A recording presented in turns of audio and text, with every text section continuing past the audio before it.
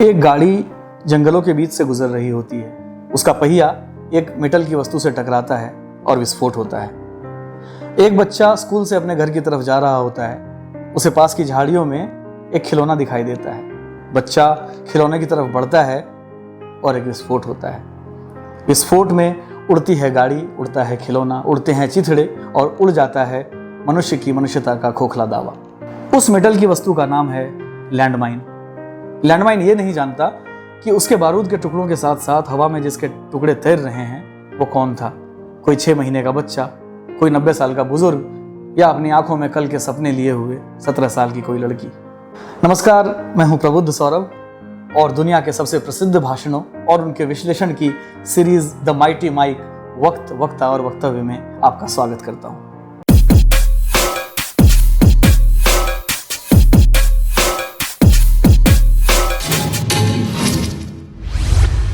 यह श्रृंखला कुछ प्रसिद्ध लोगों के भाषणों का विश्लेषण करती है। इसमें अलग अलग काल, अलग अलग देशों और अलग अलग विचारों के लोग शामिल हैं।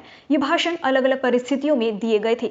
वाचक किसी भी प्रकार से इनमें से किसी भी विचारधारा का समर्थन या विरोध नहीं करता है। प्रस्तुति के दौरान वाचक वक्ता के वाक कौशल का विश्लेषण कर सकता है। यह किसी भी प्रकार से वक्ता की प्रशंसा या निंदा का द्योतक नहीं है। विश्व के इतिहास की सबसे खूबसूरत माने जाने वाली महिलाओं में से एक प्रिंसेस डायना अपने समय की सबसे चर्चित हस्तियों में से एक थी।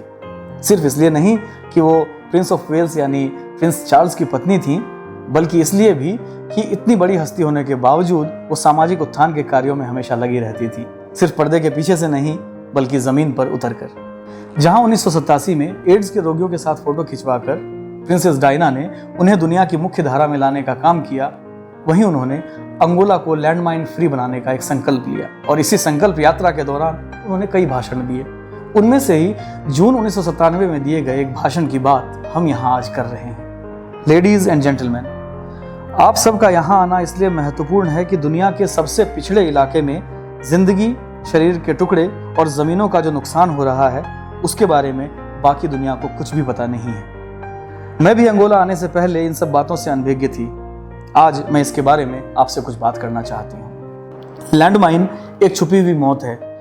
इसी से दुनिया का एक ऐसा कोना जिसके बारे में दुनिया कम जानती है, वहाँ कॉन्फ्लिक्ट खत्म होने के बाद भी लैंडमाइन से लगातार मौतें हो रही हैं। लेडी डायना यहाँ एक अनसुने लेकिन अत्यंत महत्वपूर्ण मुद्दे के माध्यम से दुनिया के सोचने का तरीका बदलना चाहती थी। मनुष्यता के प्रति दुनिया का उदासीन रवैया देखकर वो दुखी तो थी, लेकिन वो जानती थी कि थक कर बैठ जाने से कोई फायदा नहीं है।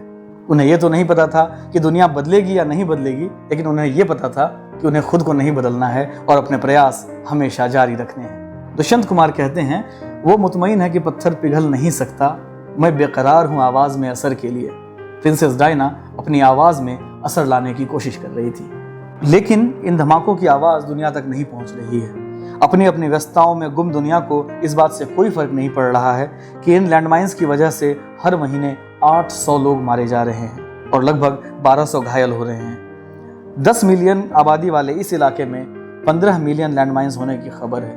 आज मैं इस खबर को दुनिया के सामने लाना चाहती हूँ। भाषण के इस अंश में से अधिकांश बातें दुनिया के लिए एक विभत्स दंत कथा की तरह थी, जो कि अब तक अनसुनी थी। परत दर परत आंकड़े सामने आते रहे और दुनिया हैरान होती रही कि क्या सच में फसल उगाने वाली धरती इस तरह से बारूद उगल रही है। डायना ने जो कहा वो गलत नहीं था। इन विस्फोटों की 150 डेसिबल की आवाज रोजमर्रा की जिंदगी के सीमित शब्दों को सुनने वाले उनके कानों तक नहीं पहुंच पा रही थी। ऐसे में प्रिंसेस डायना का वहां जाना और उसके बाद यह संबोधन दुनिया को झकझोर देने के लिए काफी था। लेकिन ये अनगिनत लैंडमाइंस अंगोला में आई कहां से थी? किसने बिछाई थी ये मौत की शतरंज? ये जानने से पहले आइए देखते हैं भाषण का अगला हिस्सा। हो सकता है मेरी बातें कुछ लोगों को पॉलिटिकल स्टेटमेंट लगें, लेकिन ऐसा नहीं है। मैं पॉलिटिकल पर्सन नहीं हूँ। मैं यहाँ सिर्फ और सिर्फ ह्यूमैनिटी की बात कर रही हूँ। मैंने अंगोला के हॉस्पिटल्स में परेशान करने वाले दृश्य देखे हैं। जो विभत्स घाव मैंने देखे, मैं उनका वर्णन नहीं कर सकती, क्योंकि मेरा अनुभव कहता है कि उस दृश्य की कल्पना भर से कई लोग इस विषय पर सोचना ही बंद कर देंगे। मैं लैंडमाइंस पर वर्ल्ड वाइड बैन लगाने की मांग रखती हूँ। इस समय तक लेडी डायना का प्रिंस चार्ल्स के साथ ऑफिशियल तलाक हो चुका था, लेकिन अब भी वो प्रिंसेस ऑफ वेल्स की पदवी पर थीं। उन्हें अपनी ताकत का अंदाजा था और वो अपनी इस पूरी ताकत को इस मिशन के लिए इस्तेमाल करना चाहती थी। अब आइए ये जानते हैं कि अंगोला में ये लाखों लैंडमाइंस आई कहां से थी। दरअसल अंगोला 1975 में पुर्तगाली शासन से आज़ाद हुआ था। जब ये आज़ादी की लड़ाई चल रही थी तो कई तरह के गुट बने थे जो अपने अपने तरीके से इस लड़ाई को लड़ रहे थे।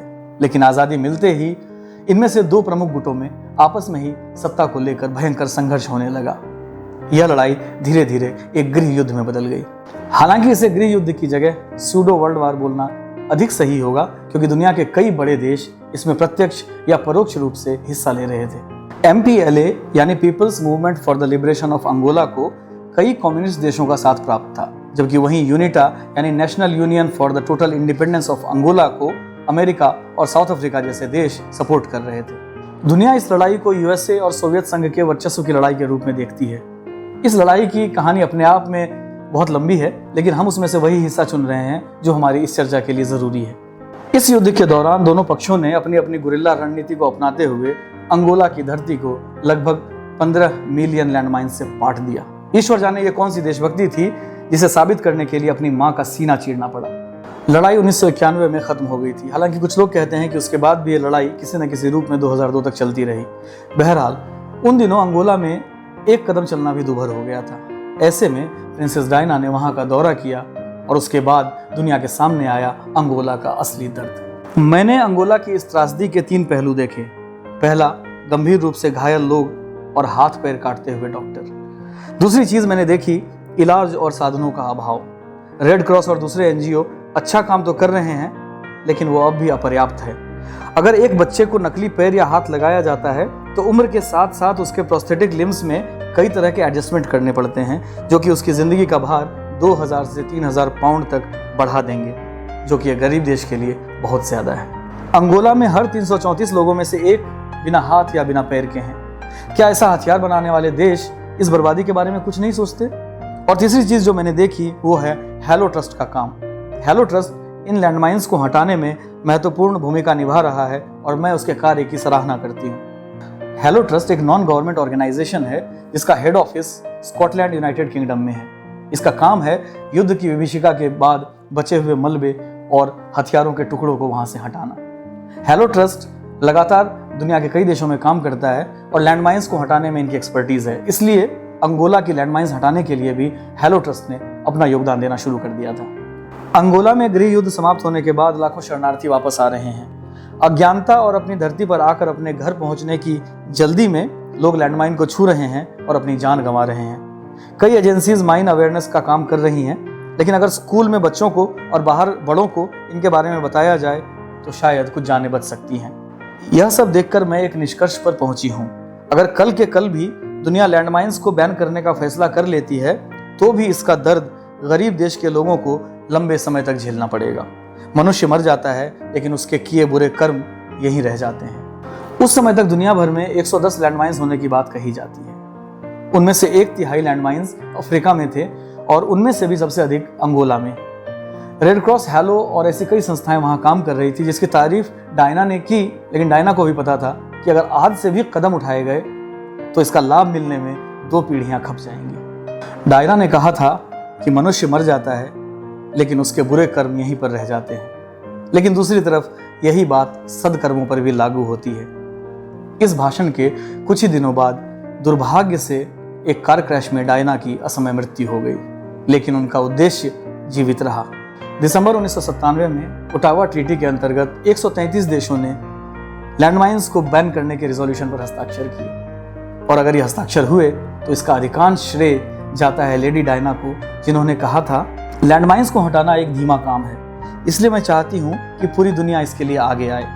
जितनी जल्दी हम इस पर विजय पालेंगे उतनी ही जल्दी हम मनुष्यता के लिए अधिक निर्माणकारी कार्यों पर ध्यान दे सकेंगे। मैं चाहती हूँ कि उनके लिए और अधिक किया जाए जो कल की गलतियों और आज की ज़रूरतों के बीच एक नो मैंस लैंड में फंसे हुए हैं। बड़े काम बड़ी सोच के साथ शुरू होते हैं। एक पत्थर तो तबीयत से उछालो यारो। डायना ने इस भाषण के माध्यम से एक बड़ी सोच दुनिया के सामने रखी और दुनिया के इतिहास में एक बड़ा काम हो गया।